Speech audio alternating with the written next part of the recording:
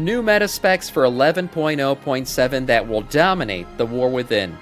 Here we go. We're going to talk meta. I'm going to preface this by saying, get good at a class, play the class that you find fun. That's the thing that's going to matter most. Meta specs are literally for the top 1%, but it's always interesting to see who's on top, right? And let's see what the comeback kids have to say about the meta spec going forward in 11.0.7. Okay, ladies and gentlemen, it's time to wake up, because even though we're at the end of the season, 11.0.7 is just around the corner, which means all of you meta chasers out there are going to be asking the question, who's the best heading into the new patch? Well, we got the answers: 3 melee, 3 range, 2 tanks, 2 healers, all to give you the best specs dominating the game right now. And with all these major changes coming in just a few weeks, you're going to want to be ready. But before we dive into it, a quick word from our sponsor. If you've ever been into historical ships and battles and always love watching movies on the subject, you'll be thrilled to know about a game version of these films. We have a realm Saluda. All the warships. Thank you for the follow. Welcome game to our where you can participate in epic naval battles against other players. You take control of over 600 historical warships and dominate the high seas, where you can choose your ship class and exchange fire with opponents in PvP combat. Well, the warships has really great graphics. There it is. Especially Pretend when, you're directly or flying your to, plane. like 4K, and you put the noise canceling headphones in. It really makes it such an immersive experience. It's insane. They, model all their vehicles down to every The ocean last water detail. looks pretty What damn these cool. high quality machines look like in real life, but that's not all of it. It's not just the visuals of the vehicles, it's the gameplay as well. Not only is the game completely free, it's available also now on all consoles. Oh and man, PC, that means it's so it pay makes to win, playing with probably. your friends that much easier. You got destroyers, cruisers, battleships, aircraft carriers, and recently they just added submarines. Tracy Knowles, Each thank you class for the offering sub a on very YouTube. different gameplay Welcome to our experience, Scourge. realistic graphics, and atmospheric gameplay. So you can see how the game has really close to like endless replayability at this point. Don't forget, the game is absolutely free now to try with crossplay on PC and consoles. You can check out the link in the description below in the pinned comment to sign up and support the channel. Also, where you will earn 500 doubloons, 2 million credits, 7 days on a premium account, 6 skill commander points, and a tier 4 ship. Click the link below and let's have some fun playing some Paytown, army but games like we in a used gated to, way. man, Great. back in the day. Thanks to World of Warships for sponsoring today's video. Now, all right, back to the content. Let's go. Starting off first, you already know what was coming. The class has Frost been dominating DK. since the launch of the expansion. We got to talk about the Frost Death Knight. Right off the Frost bat, Death everybody Knights in knows chat, that if it's a pure single target situation, Frost DK tends to fall behind just a tad bit compared to some of the other classes, but man, it feels like any time you add multi-target cleave in the equation, they just skyrocket and their AoE is through the roof. You got Breath of Syndragosa, the chunky AoE obliterates, Reaper's Mark, and those really, really satisfying Exterminate procs, slashing that big scythe around. I love that man. animation. It's a lot of fun. I've been in Mythic Plus dungeons with Frost DKs who could spike up to like 8 or 9 million DPS, and I'm just watching everything in a room just die and get melted, and it feels like at some point I could just, kick my feet up and just relax and have him do all the work. It's pretty funny, man, but listen, all jokes aside, this is probably the 9th or 10th week in a row where... So, Riders of the Apocalypse is not the thing. It's still Deathbringer for Frost DK as well. Deathbringer is just everything. As long as it's available, you pick Deathbringer as a DK. Because I play it as a Blood right now. And it's all for really good reason. Incredible survivability, disgusting on-demand burst damage, a straightforward rotation that isn't difficult to pick up on a class fantasy that I personally believe is among some of the best in the game. Frost Death Knight should make everybody's list heading into the new patch, and damn... it's gonna make mine as well. True. Moving on to our second melee DPS. If you're talking about the meta, Shaman. there ain't no... Can I just say something real quick about Shamans? I'm so happy for you guys, really. I feel like Shamans for a long time were the red-headed stepchild, ignored by Blizzard, thrown away, torn and tattered, never done really good DPS. Okay, they had some good buffs. You brought them to a raid for it. But other than that, I felt bad for Shamans for a long time. This expansion, been a long time coming for Shamans. I'm happy for them. They've been on top almost the entirety of the expansion. Enhancement is amazing. They're fun to bring to raid. They do good damage and everything, and all kinds of content. It's a good time.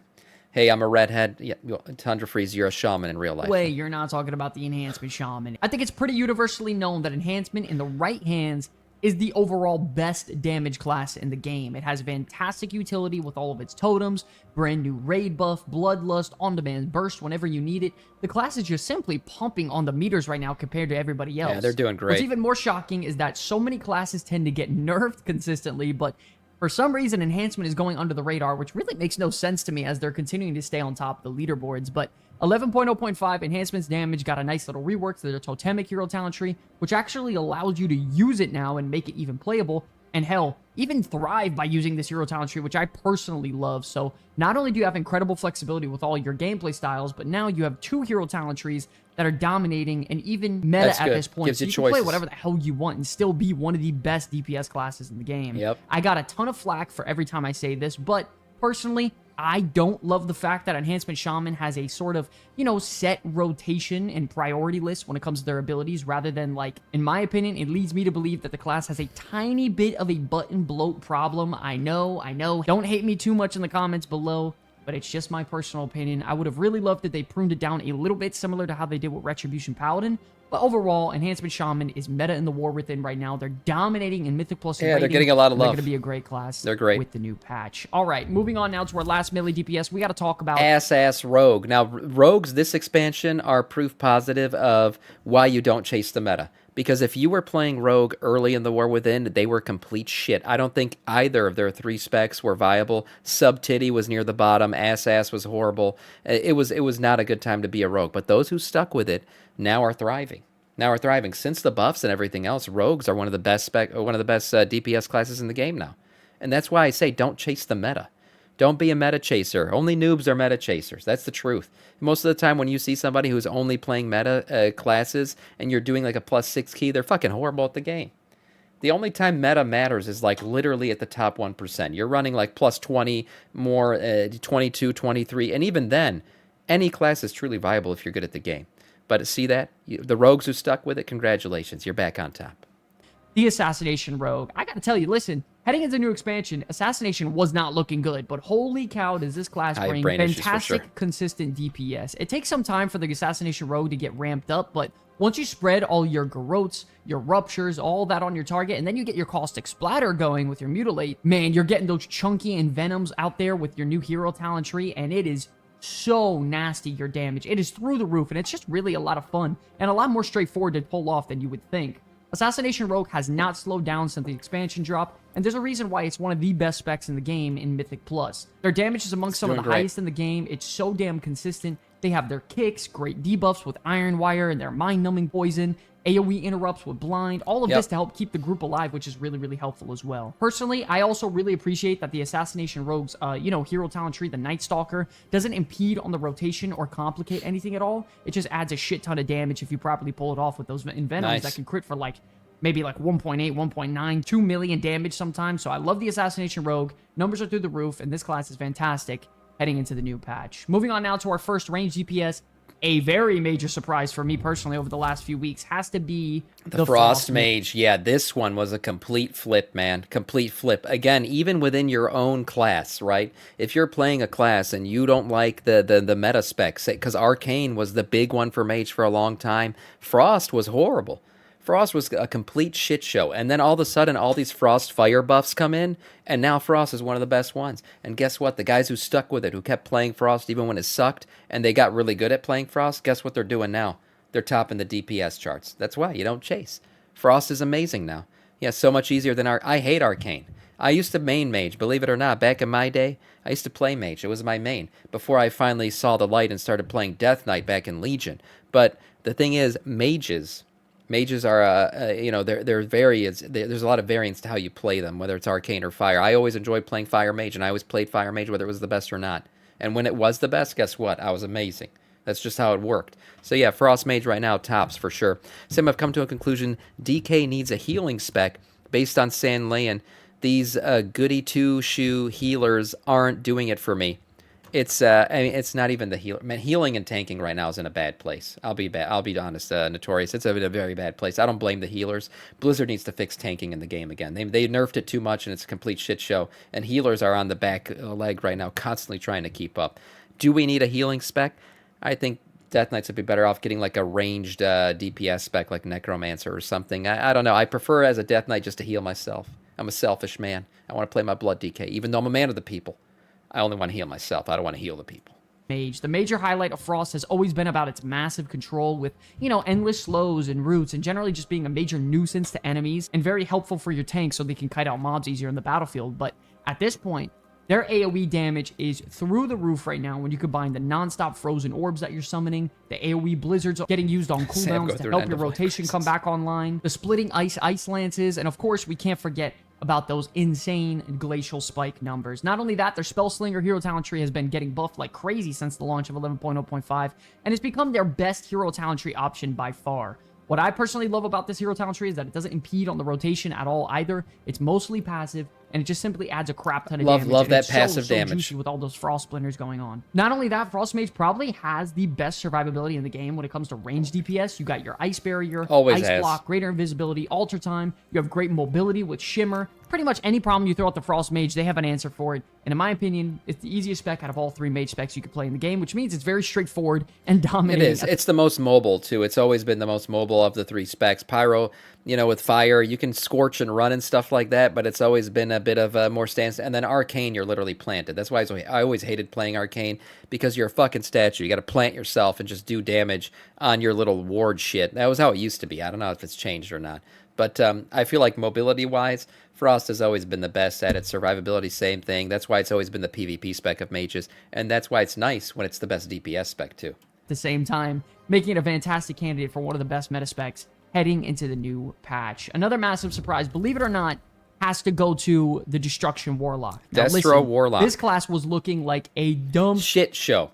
Another one. Complete shit show when it freaking launched. When War Within launched, Destro was fucking crap. I don't know why Blizzard was hating on him. They nerfed him into the ground. And guess what? They're back. They're doing good now. Stir fire just a few weeks ago, as they were getting no changes heading to 11.0.5, but they got some recent buffs that were very notable to abilities like Chaos Bowl, Immolate, Incinerate, Rain of Fire. Their damage has just shot up so high that they're one of the best DPS classes in the game. You combine that with all the utility they bring, like Hellstones and Gateways. Destruction Warlock has become pretty much the brand new Arcane Mage since the new patch, and rightfully so, because they haven't been performing well for a very long time, so they deserve it in my opinion. Chaos Bolts hitting for like 2 million damage a cast, Shadow Burn hitting for almost as hard as that, and their Diabolic Ritual constantly summoning those Overlords to spam those Chaos Bolts. I mean, listen, the class has become very straightforward, hard-hitting, visually awesome, while also having some of the coolest class fantasies in the game. This patch has done wonders for Destruction, and heading into the new patch, I feel like they're going to be one of the strongest casters in the game.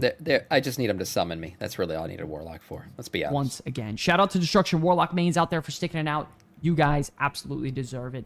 Moving on to our last DPS slot. There ain't no way that I don't bring up the Survival Hunter, man. I like to think of this class as a hybrid. That's kind of why I have it on the range list. Finally, Survival Hunter, the weird melee spec of Hunters, is now the best spec. And Hunters have been having a pretty good time overall. They've always had, it feels like, one spec this entire expansion so far that's been one of the better DPS classes. It was Beast Mastery for a while. Now it's Survival. And Survival Hunter is kind of fun to watch. I've never really played it that much. I dabbled in it when it first came out just because I thought it was a weird thing, like, a melee hunter. But from what I've seen, people really do enjoy playing Survival. Survival? I guess not. For me, I never liked Survival as a hunter because to me, the hunter fantasy really is marksmanship. I mean, you want to fucking, shoot your arrows. Beast Mastery, if you're into bestiality and shit like that, it's completely understandable. Actually, it's not. But if you like that stuff, yeah, okay, fine, you can do Beast Mastery. But really, at its heart, I always thought marksmanship was the hunter spec. That's what you want to do. You want to be you want to shoot your arrows. You want to be Legolas from Lord of the Rings. That's why you play hunter. Even though it's mostly melee, Survival, by far one of the biggest surprises heading into 11.0.5, and they got a lot of buffs from this patch. I'll be the first to say I was completely wrong about this spec. I thought Marksman would be the best one this time around, but Survival has taken Destiny into its own hands. I'm with you, that's 100% true. This class has had fantastic changes to Butchery, as well as Fury of the Eagle, which really boosted up these spells to where they should be in terms of damage. Not only that, they got really nice buffs to Pack Leader to increase their damage with Wildfire Bombs, so it could potentially be an option in some cases when it comes to the hero talent tree. I know there's a lot of Survival Hunters out there that still prefer Sentinel in terms of Mythic Plus, but both of these hero talent trees are a lot better than before. It really feels fluid whenever you need more AoE damage. You have those Wildfire Bombs, you have your Butchery constantly just annihilating anything that comes in contact with it, and those chunky Raptor Strikes going off with the hero talent tree that doesn't really impede on your rotation. So it's all typically very straightforward no matter how you play. I still think Hunter in general could use some more defensive capabilities in Mythic Plus and raiding, but I'm loving Survival Hunter when it comes to Don't a they have damage turtle shell? standpoint and a gameplay. Do survival hunters not have turtle shell? If they don't, I mean, if they do, then I don't know how much more survivability you need. You literally have like an immune ability. Plus, you got disengage, get out of shit. You know, it's I don't know if they need more survivability. If you can't survive with just at least turtle shell, you got problems. I think they do. Do they got to spec into it? I don't know if that's like core or it's something that they typically have or they're not taking it because of something else. I don't know enough about hunters. But if they have turtle shell, then I disagree with this statement. You only need one true automatic immunity. If you're dying more than that, you got problems. Rotation standpoint, Dodge some shit. While also Don't being stand in the fire. one of the least picked classes in the game, which I don't know about you. I like the class that I'm playing not being played that much. Moving on now to tanks, in my opinion, the biggest surprise of the video, we have the Protection Paladin. Yes, you heard that right. The worst spec in the game. As a Blood DK, I have to say, Prop Pally right now, I mean, yeah, they're very good. They're very good. I think Blood DK is still the best, you know, because they're a self-rolling death ball. You know, they just heal themselves, but... if you want a tank that's actually doing damage as well, yeah, Prot's better to bring. Pre 11.0.5 got some buffs. They got reworked and changed. So heading into 11.0.7, personally, I think this spec is the best tank in the game. Right now, Protection Paladin is a tanking spec that has amazing self-sustain, by far the #1 DPS output for tanks in the game. Fantastic utility with all their blessings, their bubbles, and, you know, all their off-healing potential. Incredible on-demand defensives if you properly time them, like your bubble, your Guardian of the Ancient Kings and stuff. So listen, I'm going to be honest, man. At this point, Protection Paladin, you name an issue with a group, this class has an answer for it, and they are so much fun right now. I typically never, ever play tanks, but man, playing my Prop Paladin over the last, like, month or so has been nothing but a blast, and I am so happy I started gearing it up just a couple months ago. There are some polls in Mythic Plus where I'm dealing 3 to 4 million DPS, and I'm out here damaging, like, more than some of our damage dealers in the group, and it's so satisfying to be able to do something like that as a tank. Yeah, and the sad thing is, like, Blood DKs, we haven't done real damage since we had the gavel from, what's his name? I forget his name intentionally because I hate him so much, but the jailer, right? Since we got the gavel from the jailer, that was a good time to DPS as a Blood DK. Since then, we've just always done medium to mediocre DPS as a tank. We've never been top tank DPS, I feel like, since that happened. Var Dragon, thank you so much for the follow. Welcome to our Scourge. Yeah, Zuval. Yeah, Zoval. It's you know, I wish they would buff us in some way so we can actually do some decent damage. Now, when it comes to AoE, we're decent, but still, Paladin's just all around better in terms of doing damage as a tank. Level Prop Pally right now, if you have any interest in tanking, can absolutely be an option for you. He said Deathbringer on Frosty King. In all forms of content overall, we got to talk about the Prot Warrior. Not only is their damage some of the highest in the game when it comes to tank DPS, you have some of the smoothest intake of damage overall in dungeons and even raid as well. They have decent mobility with Intervene, Charge, Heroic Leap, and all that stuff, but they have really good utility as well with Spell Reflect. They have Rally, nice CC with Shockwave as well. So honestly, listen, Prot Warrior doesn't have many holes in its toolkit, other than the fact that its self-sustain is amongst some of the lowest, which technically means that you will rely on a good healer more compared to the other classes of the game, like, you know, Blood Death Knight, Guardian Druid, Prop Paladin. You're going to have to rely on a solid healer, but I also think Mountain Thane solves a lot of the problems that they had before, like AoE threat generation being kind of poor in previous expansions. So now that this is fixed with all their new and improved Thunder Blast, replacing that Thunderclap, I think the gameplay style of trying to stay in the Avatar state feels really fun to increase your survivability, the CC, and all the damage you can deal. I think it's a fun little integration, but... They're really good at AoE. Are they still... that was Arms Warrior. I'm thinking Arms Warrior was unbelievable at AoE. I think they nerfed him a little bit, but they're still really good at it. Yeah, Prot Warrior, they're fine. They're fine tanks. I think Blood's better, personally. They just have more internal survivability, whereas a Prot Warrior is going to depend on a good healer. I'm going to be honest, I think overall Prot Warrior pretty much checks all the boxes for me that I would want in a main tank. I know, Prot Paladin is the best. I do agree with that. For me, I'm going to go ahead and take a Prot Warrior, and I think you'd be happy with the same exact result as well. Moving on to the healers now. A clear-cut winner dominating the game. I mean, this is obvious now. We got to talk about the Restoration Shaman. This class is blessed by having the option of 2 fantastic hero talent trees, very juicy AoE healing for a Mythic Plus environment, tons of utility like Bloodlust, dispels for poisons and curses. They're raid-wide buff with Sky Fury. They give bonus health to allies with effects like Downpour. They have great CC with Capacitor Totem, Thunderstorm, and a very low CD kick. Dude, I mean, listen, I'm going to be honest, from an overall just base kit, the Restoration Shaman is fantastic. It has Yeah. so many great things you could bring to a party. And They are, and I feel like a lot more people are playing Resto Shaman. It seems like they've made it fun again. So it's been good to see. A lot of Resto Shamans been queuing up for our raids out of Twitch chat, and they do great numbers. They really do, because their AOE healing is just top notch. Every time we get hit by a raid wide mechanic. Let us lay Steve waste H. to this realm. Thank you for the sub on YouTube. Welcome to our Scourge.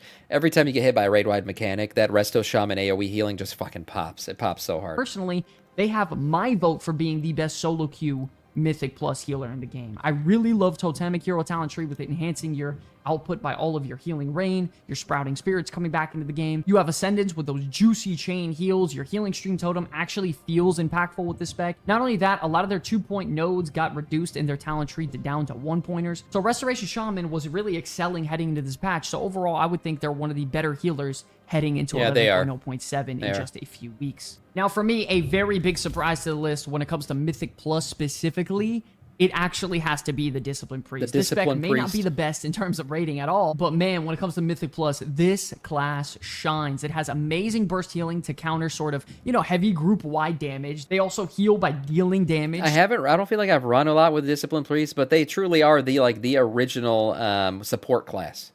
Right? Like what we got with Drakthir, Discipline Priests are the OGs of that. And they do a really good job. And you can pump up the damage of the group while also getting the heals. It's a good thing to bring. So in a Mythic Plus environment where you need that still extra hard to play push, for that sure, little bit of extra DPS, they bring that. They bring passive damage contribution to the group. For their tanks, they have excellent single target absorb shields that contribute to their tank and priority target healing to be really, really strong to make sure nobody dies. And listen, if everybody's performing their job right in a Mythic Plus, Discipline Priest is pretty much perfect. They have great utility with Power Ward Barrier and Pain Suppression. Not only that, in my opinion... Holy, look how much damage. You guys can't see the chat boxes in the way. This Blood DK, Frost DK is doing 3.4 million damage. Holy crap. I think they have the most fun gameplay style pop out of all the other healers. Converting your damage into healing is just a badass thing, in my opinion. It's something that I love personally doing in other versions of WoW, like on Season of Discovery for my mage. I'll say right off the bat, Discipline Priest is definitely not easy to play, though, because you could very easily mistime your ramping windows and get somebody in your group killed pretty damn easily, which sucks. But if you know what you're doing on a Discipline Priest, there's no one I would rather have in my Mythic Plus group at the moment. There's a reason why Disc Priest is on the top of the leaderboards for Mythic Plus, and this class is going to dominate heading into 11.0.7 when we get all of our nice, juicy equipment. But yes, ladies and gentlemen, those are the best classes heading into the new patch in just a few weeks. I think all these are right, over pretty the last much. few days, so we are going to see how that affects the meta and changes at all. Shout out to World of Warships again for sponsoring today's video. You can check out the game for free on all consoles and use my link in the pinned comment or video description to register. Do that. Get a ton of extra rewards and play a badass game, man. My name's Sky for the Comeback Kids. I will see you guys in the next one. There it is. Nice video. Yeah, and I agree with a lot with this list. From what we've seen from the numbers and the nerfs and the buffs and everything that went out, this is very much true. All the, Prot, Paladin's great. Obviously, Shaman's doing good. We saw a lot of the DPS specs, Rogue, SS Rogue, and a Survival Hunter. Those are all doing really, really good right now. And then Resto Shaman doing great, too, and Healing and Discipline Priest. Overall, the lesson here that I want you to take still, a lot of these specs were pure shit when the expansion launched. So don't meta chase. Your class that's on the bottom could be on top next, and your class that's on the top could be on the bottom. The best way to play this game, the way I've always thought the best that you can really optimize your way of playing this game, is to play what you like and get really good at what you like. When you do that, you'll have your ups and downs, but if you're just a master of your class, even when it's down, you're going to be one of the best players in your group. And that's really the best way to play WoW.